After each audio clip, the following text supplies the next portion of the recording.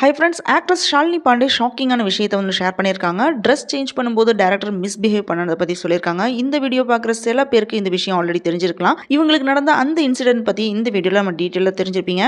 Telugu film டேரக்டரோட activities பற்றி தான் ஷாக்கிங்கான இன்ஃபர்மேஷனை ரீசெண்டாக ஒரு இன்டர்வியூவில் வந்து சொல்லியிருக்காங்க. இவங்களோட சினிமா கேரியர்லேயே இவங்க ஃபேஸ் பண்ண ரொம்ப பேட் இன்சிடென்ட். தனுஷ் கூட இவங்க வந்து ஃபிலிமில் வந்து நடிச்சிருப்பாங்க. கேரவனில் வந்து ட்ரெஸ் சேஞ்ச் பண்ணும்போது நாக் எதுவுமே பண்ணாமல் டேரக்டர் வந்து உள்ள என்டர் ஆயிட்டாரு. இப்போ இவங்களுக்கு 22 இல்லைன்னா 23 வயசு தான் ஆயிருக்கு. கோவத்தில் அந்த டேரக்டர் வெளியே போக சொல்லி வந்து கத்திருக்காங்க.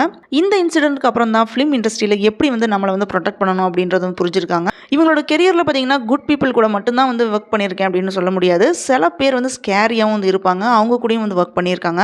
ஸோ இவங்க சினிமா பேக்ரவுண்ட்ல இருந்து வந்தவங்க இல்லை. ஸோ சினிமாக்கு இவங்க வந்து நியூ பர்சன் தான். அந்த டைமில் சினிமா இண்டஸ்ட்ரி பற்றி ஒரு ஐடியாவுமே இவங்களுக்கு இல்லாமல் தான் இருந்திருக்கு. எந்த ஐடியாவும் இல்லாமல் தான் சினிமா இண்டஸ்ட்ரிக்குள்ள இவங்க வந்து என்டர் ஆயிருக்காங்க. ஏர்லி ஸ்டேஜஸ்ல சவுத் இந்தியன் ஃபிலிமில் வந்து நடிச்சிருக்காங்க. அப்போ தான் வந்து ஒரு டேரக்டர் இவங்களோட கேரவனில் சடனாக வந்து உள்ள வந்துட்டாரு. இவங்க வந்து ட்ரெஸ் சேஞ்ச் பண்ணிட்டு இருக்கும்போது தான் டோரை கூட வந்து நாக் பண்ணல. அப்போ இவங்க ஒரே ஒரு ஃபிலிமில் தான் வந்து நடிச்சிருக்காங்க. ஸோ மற்றவங்கள்ட்ட நைஸாக வந்து பிஹேவ் பண்ணாதான் ஃபிலிமில் வந்து நடிக்க சான்ஸ் கிடைக்கும் அப்படின்னு யூஸ்வலாக வந்து சொல்லுவாங்க. அப்போ அந்த டேரக்டர் உள்ளே வந்த உடனே ஷாலினி பாண்டே எதையுமே வந்து யோசிக்காம வெளியே போங்க அப்படின்ட்டு வாய்ஸை ரைஸ் பண்ணி வந்து கத்திருக்காங்க. அந்த மாதிரி நீங்கள் கத்திருக்கூடாது அப்படின்ட்டு கொஞ்சம் பேர் ஷாலினி பாண்டே கிட்ட சொல்லியிருக்காங்க. ஆனால் மேனர்ஸ்னு ஒன்று இருக்குது.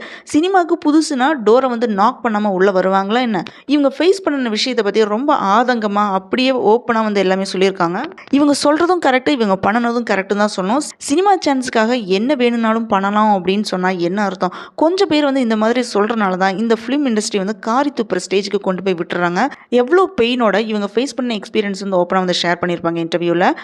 எதுக்குமே பயப்படாமல் அப்போ வந்து நம்மளை வந்து ப்ரொடெக்ட் பண்ணுறதுக்கு என்னென்ன பண்ணணுமோ அதை தான் வந்து நம்ம செய்யணும். ஃபிலிம் இண்டஸ்ட்ரியில் மட்டும் இல்லை, இந்த மாதிரி நிறைய பக்கம் மிஸ்பிஹேவ் வந்து யாரெல்லாம் வந்து பண்ணுறாங்களோ அப்போ கத்தி வந்து கூச்சல் போட்டு உங்களை வந்து ப்ரொடெக்ட் பண்ணிக்கோங்க. சைலண்டாக மட்டும் இருக்காதீங்க.